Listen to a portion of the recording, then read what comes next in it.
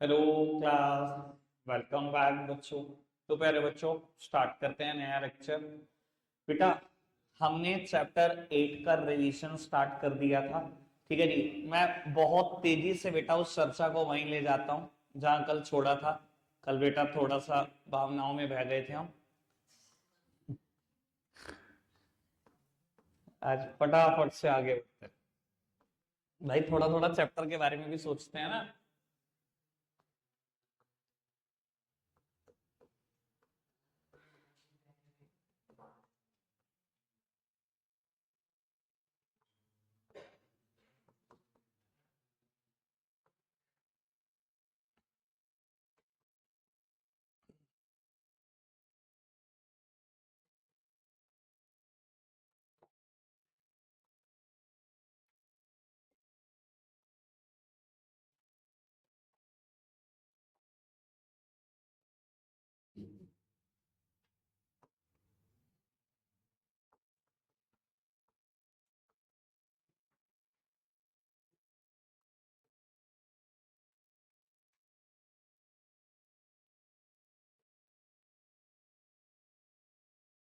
लो जी पुत्र जी। बेटा, सब सामने देख रहे हैं। इतना टेबल का पोर्शन हो चुका था, इसके बाद भी मैं काफी बातें बता चुका हूं पर इंट्रोडक्शन में मेरी सारी बातें पूरी नहीं हुई हैं। कंपनी में पेमेंट बांटने का फिक्स सीक्वेंस है।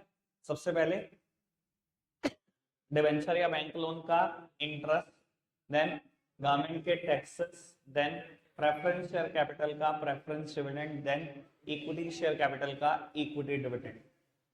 भाई, क्योंकि हमेशा सबसे आखिरी में जो बचेगा इक्विटी शेयर को वो मिलेगा, इसलिए बेटा कभी कोई रेट डिसाइड नहीं हो सकता। पर बेटा मैंने आपको बताया था कभी कभी बहुत ज्यादा बच जाता है, बहुत ज्यादा। इंडियन शेयर मार्केट में जितने भी पैसे इन्वेस्टेड हैं 99% पैसे इक्विटी में लगे हैं। इसका कारण बता रहा था मैं, और मैंने वही कुछ और बातें बतानी शुरू कर दी थी कल आपको। अब मैं दोबारा वापसी वहीं आ रहा हूं कि कारण क्या है। बेटा, एक कारण तो ये है कि जब मिलता है तो बहुत अच्छी खासी रिटर्न मिलती है इक्विटी शेयर पर। डिविडेंड बहुत अच्छा अच्छा कंपनियां देती है, पहला कारण। दूसरा कारण, सुनते जाना काम की बात।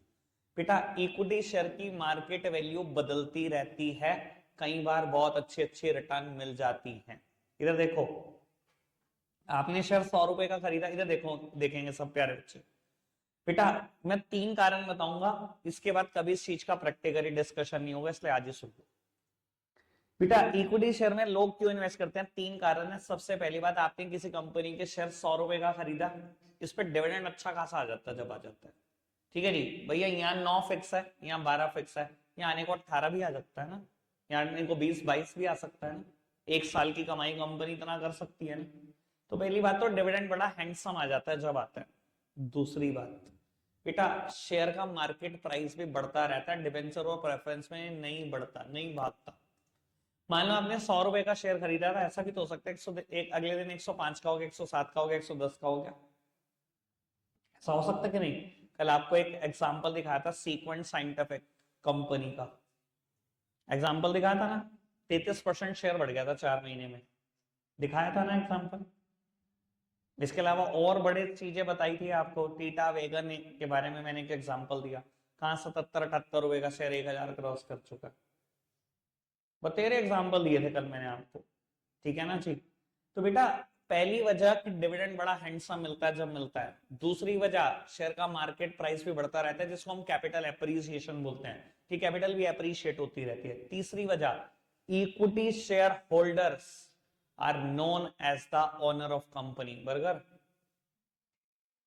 Equity share holders are known as the owner of company. जिसके पास इक्विटी शेयर होते हैं उन्हें हम बोलते हैं कि यही लोग कंपनी के मालिक हैं। ऐसा क्यों बोलते हैं, हम सुन लें। बेटा, ऐसा इसलिए बोला जाता है because they have the voting rights. उनके पास वोट करने का अधिकार होता है, सारे डिसीजन कंपनी के लिए इक्विटी शेयर लेते हैं। आज पहली बार इक्विटी शेयर मिल रहे हैं, इक्विटी शेयर होल्डर मिल रहे हैं, और आप सब, मैं कहता हूं कंपनी के इक्विटी शेयर होल्डर्स हो, आप डिसीजन लोगे कंपनी के लिए, वोट करने का राइट आपके पास है। वोट आप कर सकते हो। इनको तो किसी मीटिंग में भी नहीं बुलाया जाता बेटा, ये कहां से ऑनर हुए। और हमेशा ऑनर वही होता है जिसके पैसे आखिरी में मिलते हैं, आपके पैसे हमेशा बिल्कुल आखिरी में मिलते हैं, आप ही ऑनर हो। और मैंने ये भी बात बोली हुई है आपको, अगर चैप्टर 2 की कुछ बातें ध्यान है, कंपनी में बहुत सारे डिसीजन बोर्ड ऑफ डायरेक्टर अकेले लेते हैं, 90% डिसीजन। ये बोर्ड ऑफ डायरेक्टर कैसे बने? आपकी मीटिंग में बेटा, आप, मैं कहता हूं किसी कंपनी में 2000 की क्वांटिटी में हूं, 2000 इक्विटी शेयर होल्डर हो, क्या 2000 लोगों को हर छोटे डिसीजन के लिए बुलाया जा सकता है? चलो अगर आप फौजी बुलाया जा सकता है, चलो बुला लेते हैं। अगर मैं आज कह दूं कि आपके सामने कोई मुद्दा है, ठीक है जी, कोई इन्वेस्टमेंट अपॉर्चुनिटी है और इन्वेस्ट करना है कि नहीं, ये डिस्कशन होना है, सर 2000 लोगों से आप उम्मीद कर रहे हो कि वो डिसीजन लेके जाएंगे एक जगह पर बैठ के? मैं कहता हूं 2 आदमियों को बिठा दो। कई बार इनकी सोच मिलाना महाभारत होता है। आप कह रहे हो हम 2000 आदमी बैठकर डिस्कशन करेंगे और शांति से डिस्कस करके चले जाएंगे इन्वेस्ट कर रहा है कि नहीं। सर आपको पता है ना दुनिया में कितनी डिफरेंस ऑफ ओपिनियन है। हम 6 दोस्त अगर कहीं बैठ जाते हैं, 6 की ओपिनियन अलग होती है किसी मुद्दे को लेकर, 2000 लोग एग्री कर जाएंगे एक चीज पे? नहीं हो सकता ना भाई, कभी कोई डिसीजन नहीं निकलेगा अगर 2000 लोग, 5000 लोग, 10,000 लोग बैठेंगे। इसी वजह से कंपनी डिसाइड करती है कि हम अपने बोर्ड ऑफ डायरेक्टर बनाएंगे और बोर्ड ऑफ डायरेक्टर कंपनी के लिए सारे जजमेंट, सारे डिसीजंस लिया करेंगे। ठीक है, ये डिसाइड हुआ। अब बेटा आप 2000 लोग बैठे हो, आपने कह दिया कि जो जो बोर्ड ऑफ डायरेक्टर बनना चाहता है आ जाओ जी सामने। 15 लोग सामने आ गए 2000 में से, जी हम बोर्ड ऑफ डायरेक्टर बनना चाहते हैं। सबको कहा गया कि सब वोट करेंगे और कंपनी ने डिसाइड करा कि कंपनी को भी 3 ही बोर्ड ऑफ डायरेक्टर की जरूरत है, जिन 3 को हाईएस्ट वोट मिलेंगे उन्हें हमने बोर्ड ऑफ डायरेक्टर बना दिया। फर्दर इक्विटी शेयर होल्डर्स साल में कभी नहीं मिलेंगे, साल में एक बार मिलता है। ठीक है जी, अब डिसीजन कौन लेगा? वो 3 बोर्ड ऑफ डायरेक्टर। इनडायरेक्टली वो डिसीजन आप ही तो ले रहे हो। उन 3 को किसने बनाया? आपने ही तो बनाया। अगर आज कोई हमारे शहर का, हमारे जिले का एमपी कोई डिसीजन लेता है, भाई हमने ही तो बना के भेजा उसको इलेक्शन में, वो डिसीजन हम ही तो ले रहे हैं। डेमोक्रेटिक कंट्रोल ही तो है पूरे इंडिया में। ये डेमोक्रेटिक कंट्रोल कंपनी में नहीं दिखाई दे रहा आपको? क्योंकि इन बोर्ड ऑफ डायरेक्टर को बनाने वाले कौन है? Equity share holders. यानी कि ये तो बात समझ में आ रही होगी, ये बोर्ड ऑफ डायरेक्टर खुद भी तो इक्विटी शेयर होल्डर्स हैं। इक्विटी शेयर होल्डर की मीटिंग में से ही तो बोर्ड ऑफ डायरेक्टर बने, खुद भी तो इनके पास इक्विटी शेयर्स हैं। They are directly responsible to the equity share holder. अगर मान लो किसी ने कोई गलत डिसीजन ले लिया तो भैया आप अपनी मीटिंग में बुला सकते हो इक्विटी शेयर होल्डर, उसको डांट फटकार सकते हो कि कैसे गलत डिसीजन ले लिया, हमने तुम्हें चूज करके भेजा, वहां पर बोर्ड ऑफ डायरेक्टर बनाकर भेजा, तुमने हमारे खिलाफ डिसीजन ले लिया, आप पूरी डांट फटकार सकते हो भैया, बोर्ड ऑफ डायरेक्टर को आपके पूरा राइट है। समझ में आती है जी बात? बोर्ड ऑफ डायरेक्टर ही फर्दर मिलेंगे, बोर्ड ऑफ डायरेक्टर ही फर्दर डिसीजन लेंगे। आपको बता देता हूं, एक कंपनी में 90% डिसीजन बोर्ड ऑफ डायरेक्टर अकेले लेते हैं बिना किसी के इन्वॉल्वमेंट के। 5% डिसीजन इक्विटी शेयर होल्डर अकेले लेते हैं और बोर्ड ऑफ डायरेक्टर और इक्विटी शेयर होल्डर मिलकर 5% बचे हुए डिसीजन। यानी कि 90% डिसीजन के लिए बोर्ड ऑफ डायरेक्टर को किसी की जरूरत नहीं होती, किसी की भी जरूरत नहीं होती। ठीक है जी, समझ में आया आप क्यों ओनर हैं? आपने इक्विटी शेयर होल्डर को बनाकर बेचा।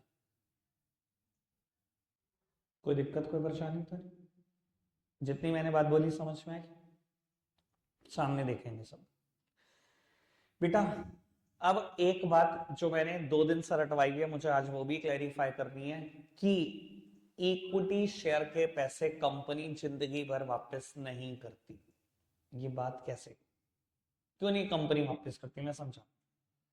मान लो बेटा आप 8-10 लोग मेरी कंपनी के इक्विटी शेयर होल्डर बने। मैं आज कंपनी बनी ही रही थी, पैसों की जरूरत थी हमें धंधा करने के लिए, मैंने शेयर इशू करे, आप सबने 1-1 लाख के खरीद लिए, मेरे पास 8 लाख रुपए। ठीक है, मैंने 8 लाख रुपए को क्या किया, इन्वेस्ट कर दिया। जिस भी धंधे के लिए कंपनी बनी थी, 5 लाख की मशीनरी खरीद लाए, 3 लाख के रॉ मटेरियल खरीद लाए कि जी फटाफट से फिनिश गुड्स बनाएंगे, इन मशीनरी का यूज करके बेचेंगे, कमाएंगे, और जो कमाएंगे वो आप में बांट देंगे डिविडेंड के तौर पे। कंपनी से आर्टिफिशियल पर्सन, उसकी तो कोई जरूरत है ही नहीं, उसको तो सांस नहीं लेनी, खाना नहीं खाना, सब कुछ आपके लिए करेगी कंपनी। ये डिसाइड हुआ। ठीक है जी।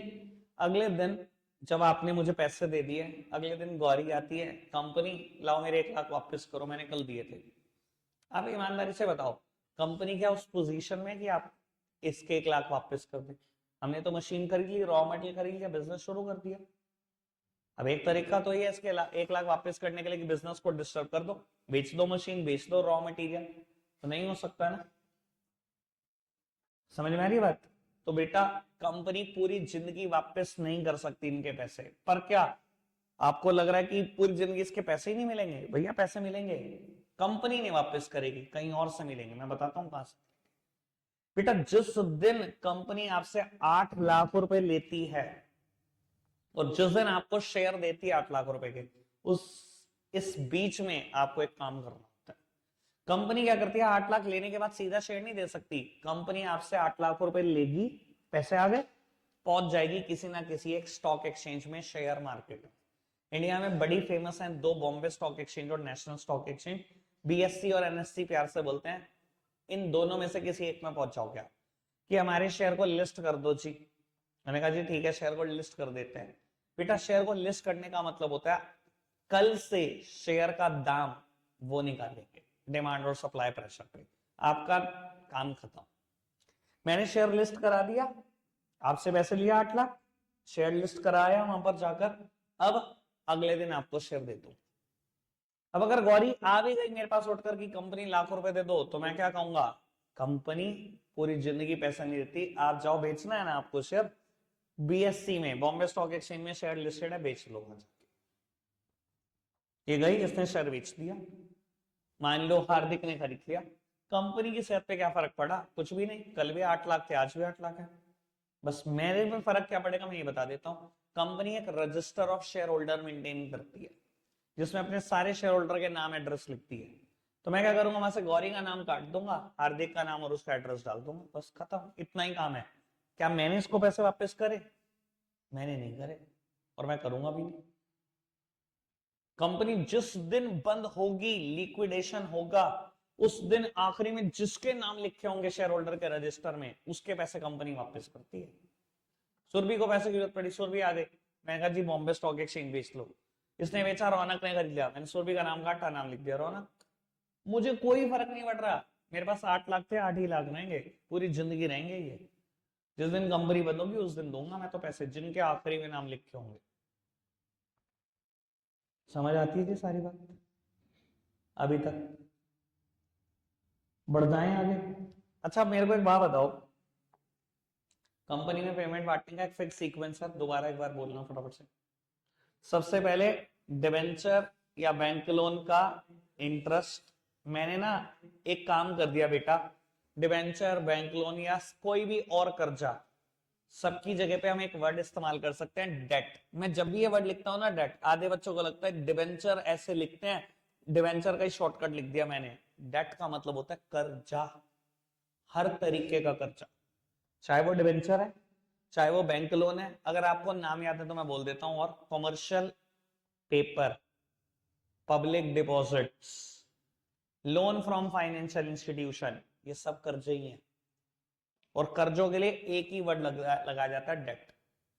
तो मैंने बिल्कुल ठीक कर दिया इस चीज को भी। डेट का इंटरेस्ट, गवर्नमेंट के टैक्सेस, प्रेफरेंस शेयर कैपिटल का preference dividend, equity share capital का इक्विटी डिविडेंड। ठीक है जी। मेरी कंपनी ने 5 लाख रुपए कमाए, कल मैंने एग्जांपल दिया था, अभी सुनते जाना, मैं आगे की बात कर रहा हूं, मैं पीछे की कोई बात ही नहीं कर रहा। मेरी कंपनी ने 5 लाख रुपए कमाए, मैंने सबसे पहले देना है डिबेंचर का इंटरेस्ट, मैंने दे दिया डिबेंचर का इंटरेस्ट। कंपनी के पास पैसे बचे 4,10,000 रुपए, मैंने देना है बेटा सरकार के टैक्सेस, मैंने दे दिए सरकार के टैक्सेस। मेरे पास पैसे बचे 3 लाख रुपए, मैंने देना है प्रेफरेंस डिविडेंड, मैंने दे दिया जी प्रेफरेंस डिविडेंड। मेरे एग्जाम्पल में यही सारी फिगर चल रही थी कल भी। 10 लाख रुपए डिवेंचर से लिए हुए हैं, 9% ब्याज देना है। 10 लाख रुपए प्रेफरेंस से लिए हुए हैं, 12% प्रेफरेंस डिविडेंड देना है। दे दिया। पैसे कितने बच गए? 180। देखो कायदे से तो पैसे बच गए मेरे पास इक्विटी शेयर्स के लिए, लेकिन अब काम की बात बोलूंगा, सुनना बेटा। कंपनी डिवेंचर का इंटरेस्ट देने के बाद, सरकार के टैक्सेस देने के बाद, प्रेफरेंस का डिविडेंड देने के बाद जो कुछ बचता है सारा नहीं बांटती। A certain portion of fund may be retained in the business for some future purposes. बेटा इन 3 लोगों की पेमेंट कर दो बस, उसके बाद जो बचे ना सारा ना बांटो, थोड़ा सा रिटेन कर लो फॉर फ्यूचर। ये बोर्ड ऑफ डायरेक्टर डिसाइड करते हैं कि कितना रिटेन करना है कितना नहीं। मान लो बोर्ड ऑफ डायरेक्टर ने डिसाइड करा कि 50,000 रिटेन कर लो, 1,30,000 इक्विटी डिविडेंड बांट दो। बेटा बहुत बार बच्चे पूछते हैं कि ये रिटेन कहाँ करते हैं, इसे ही हम ऐसे प्यार से रिटेन अर्निंग बोलते हैं। इसको कहाँ रिटेन करते हैं ये भी बता देता हूं। देखो नाम है रिटेन्ड अर्निंग्स, कंपनी की वो अर्निंग्स जिसको रिटेन किया गया बिजनेस के अंदर फॉर सम फ्यूचर पर्पसेस। अब आप सोचोगे पर्पस क्या हो सकता है, अगले साल लॉस हो गया, डिवेंचर का इंटरेस्ट देना 90,000 कहां से लाओगे? आज प्रॉफिट हुआ, आज अलग रखो नहीं, कल लॉस होगा तो लोन लेके देते रहोगे क्या? आज अगर प्रॉफिट था तो आज अलग रख लेना था ना थोड़ा सा, तो हमने रख लिया कि फ्यूचर में नुकसान ना हो जाए, फ्यूचर में कोई नई मशीनरी ना खरीदनी पड़ जाए, फ्यूचर में कोई रॉ मटेरियल ना खरीदना पड़ जाए, तो बिजनेस के पास अपना पैसा भी तो होना चाहिए ना रिटेन किया हुआ। इसे बोलते हैं रिटेन्ड अर्निंग्स। रिटेन्ड अर्निंग्स वो अर्निंग्स जिसको बिजनेस में रिटेन कर लिया गया। अब बच्चे पूछते हैं बहुत अजीब अजीब से क्वेश्चन कि भैया ये रिटेन अर्निंग्स कहां पर रिटेन की होती हैं? बेटा बैंक अकाउंट में। आप खुद समझो, जब मैंने 5 लाख कमाए तो बैंक अकाउंट में ही तो आए। कंपनी तो कोई भी काम नगद नहीं करती, बैंक में आए, वहां से ब्याज दे दिया 90,000, कितने बचे बैंक में? 4-10, वहां से सरकार को 1-10 टैक्स दे दिया, कितने बचे? 3 लाख। 3 लाख में से 1-20 प्रेफरेंस डिविडेंड को दे दिए, कितने बचे? 1-80। 1-80 में से 1-30 इक्विटी को दे दिए, कितने बचे बैंक में? 50। यही तो रिटेन अर्निंग है। क्लियर है? अच्छी बात, समझ में आया रिटेन अर्निंग क्या है? कंपनी का खुद कमाया हुआ पैसा, कंपनी का कमाया हुआ प्रॉफिट जो आपने बिजनेस में रख लिया, वही रिटेन अर्निंग है। ठीक है? अब बेटा ये बताओ रिटेन्ड अर्निंग की क्या कॉस्ट है? कोई कॉस्ट है? भाई मेरी कंपनी ने कमाया पैसा, अगर मैं अपने लिए इस्तेमाल कर रहा हूं, अपने आप को ब्याज दूं? मैंने ही तो कमाया, मैंने इस्तेमाल कर लिया, ब्याज डिविडेंड। भैया आपकी खुद की कमाई है, कैसा ब्याज कैसा डिविडेंड? बेटा रिस्क क्या, क्या कितने लेवल का? भाई रिस्क तब अराइज होता है जब किसी के पैसे वापस करने हो, अगर पैसा देना ही नहीं वापस तो रिस्क किस बात का? और फ्लोटेशन कॉस्ट, पैसा लेने के लिए पैसा खर्चना पड़ता है, बेटा यहाँ कोई पैसा खर्च नहीं होता। दुनिया में इससे अच्छा सोर्स ऑफ फाइनेंस ना है ना होगा, रिटेन्ड अर्निंग से बेस्ट कोई पैसा ही नहीं है। ना कोई कॉस्ट, ना कोई रिस्क, ना कोई फ्लोटेशन कॉस्ट है ही नहीं। मैं पूरी 12th क्लास से बोलता रहूंगा, पूरी 12th क्लास की रिटेन्ड अर्निंग से बढ़िया कोई सोर्स ऑफ फाइनेंस ही नहीं है। No cost, no risk, no flotation cost. कोई दिक्कत कोई परेशानी तो नहीं? पक्का से? बेटा ध्यान रखना, जिसके पैसे पूरी जिंदगी वापस नहीं करने होते उसको मेरी भाषा में बोलते हैं ऑनर्स फंड। ये मेरी भाषा याद रखोगे ना, पूरी जिंदगी हंसते रहोगे। Honours fund. और जिसके पैसे आज नहीं तो कल वापस करने हो उसे बोलते हैं बोरोड फंड। बोरोड मतलब लोन। इधर देखना बेटा, कंपनी ना तो पूरी जिंदगी पैसे इसके वापस करती, ना ही पूरी जिंदगी पैसे इसके वापस करती, ये दोनों ओनर फंड है। उसके अलावा इस चैप्टर में अगर मेरे से 15 नाम और सुनोगे ना, सब बोरोड फंड है।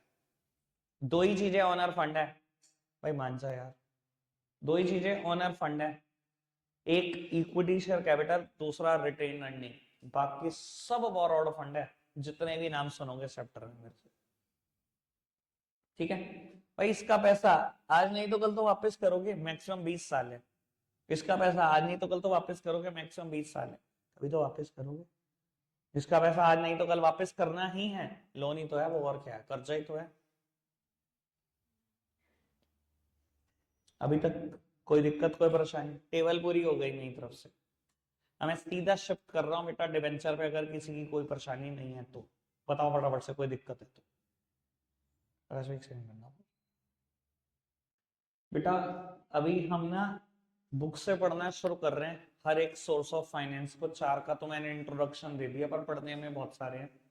जब भी पढ़ेंगे आप समझ लो पढ़ने का तरीका क्या है। बेटा जैसे मैं अभी डिवेंचर्स से शुरुआत करूंगा, पहले इंट्रोडक्शन है, कम से कम इंट्रोडक्शन की 3 से 4 लाइनें तो आपको पता ही होनी चाहिए कि सोर्स ऑफ फाइनेंस है क्या। फिर उसकी मेरिट्स और डीमेरिट्स, मैंने पिछली बार भी कहा था 4 मेरिट और 3 डीमेरिट याद रखनी है हर सोर्स ऑफ फाइनेंस की। ठीक है जी, इस बार मैं इंपॉर्टेंट भी बता दूंगा और ये भी बता दूंगा कि पेपर में क्या आने वाला होगा। ठीक है जी, इस बार करेंगे भी उतना जितना टीचर्स ने कराया, फालतू वाला पिछली बार करा दिया था, इस बार नहीं करेंगे। पढ़ना शुरू कर रहे हो बेटा। Debentures are an important instrument for raising long term debt capital. अब समझदार को तो इशारा काफी बेटा। उसको इसको बोला गया लॉन्ग टर्म और दूसरी बात बोला गया डेट कैपिटल। अभी मैंने ये वर्ड बोला था बेटा, डेट का मतलब कर्जा, डिबेंचर्स कुछ और नहीं, कर्जा ही है आपके ऊपर। दूसरी बात लॉन्ग टर्म बेटा, अगर किसी सोर्स ऑफ फाइनेंस के पैसे 1 साल में वापस करने हो उसको बोलते हैं short term source of finance. 1 से 5 साल में करने हो medium term source of finance, 5 साल के बाद करने हो long term source of finance. भैया डिवेंचर कम से कम 5 साल के इशू होते हैं, मैक्सिमम 20 ईयर्स, तो ये तो है ही लॉन्ग टर्म। समझ में आता है क्यों बोलते हैं इसको long term debt capital. Clear, आगे बढ़ो। कहता है a company can raise fund through issue of debenture which bear a fixed rate of interest. कहता है कंपनी डिवेंचर इशू कर सकती है बट उसके ऊपर फिक्स्ड रेट ऑफ इंटरेस्ट होता है, हमें भी पता है, हमने तो हमारे एग्जांपल में 9% मान ही रखा है। ठीक है, आगे बढ़ो। The debenture issued by a company is an acknowledgement that company, एक सेकेंड,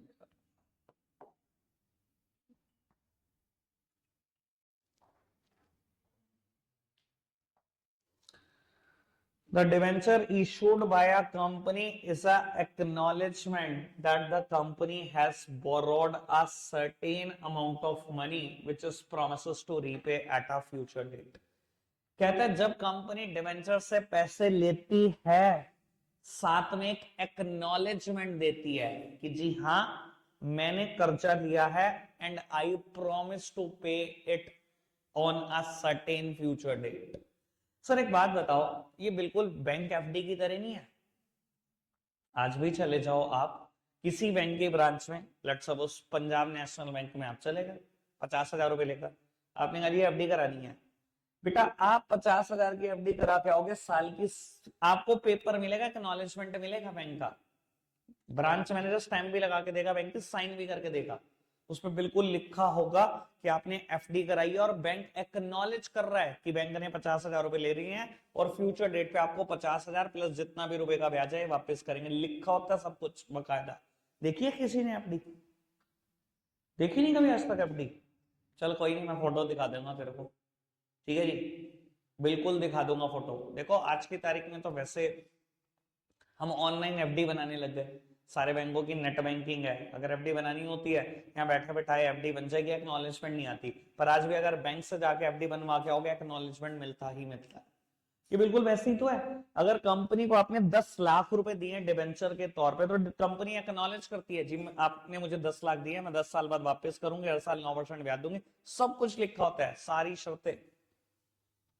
तो कंपनी एक्नॉलेज कर रही है जी मेरे ऊपर कर्जा है और फ्यूचर डेट में वो वापस किया जाएगा कर्जा। कोई दिक्कत कोई परेशानी तो नहीं? क्लियर है अभी तक सारी बात बेटा? कहते हैं debenture holder are therefore termed as the creditor of company. कहते हैं इसलिए डिबेंचर होल्डर को हम क्या बोलते हैं? Creditor of company. क्रेडिटर क्या होते हैं अकाउंट्स की भाषा में? जिसके पैसे हमने देने होते हैं, जिससे हम उधार गुड्स खरीदते हैं। डिबेंचर के पैसे भी तो हमने फ्यूचर डेट पे देने ही होते हैं, इसलिए उनको बोलते हैं प्यार से क्रेडिटर ऑफ कंपनी। ठीक है, इंट्रोडक्शन में बेटा मेरे को भी इतना ही कराना था। अब मेरिट्स की चर्चा शुरू करेंगे। पहली मेरिट आप पढ़ो, दूसरी मेरिट आप पढ़ो। कहता है it is preferred by investor who want fixed income at lesser risk. बेटा ये मेरिट इन्वेस्टर के एंगल से लिखी गई है। कहते हैं डिवेंचर में क्या फायदा है? It is preferred by investor who want fixed income at lesser risk. अगर रिस्क लेने की बिल्कुल गुंजाइश ना हो और फिक्स्ड इनकम चाहिए हो तो डिवेंचर खरीद कर बैठ जाओ। आप इन्वेस्टर के एंगल से सोचो, जो किसी भी कंपनी का डिवेंचर खरीद रहे उसको कोई भी रिस्क है? अगर कंपनी ने गलती से भी एक दिन भी पैसे ना दिए, आप तो कंपनी बंद करा दोगे। आप तो जीरो रिस्क ले रहे हो, जीरो। और फिक्स रिटर्न कमाना चाहते हो, हमेशा मिलती रहेगी।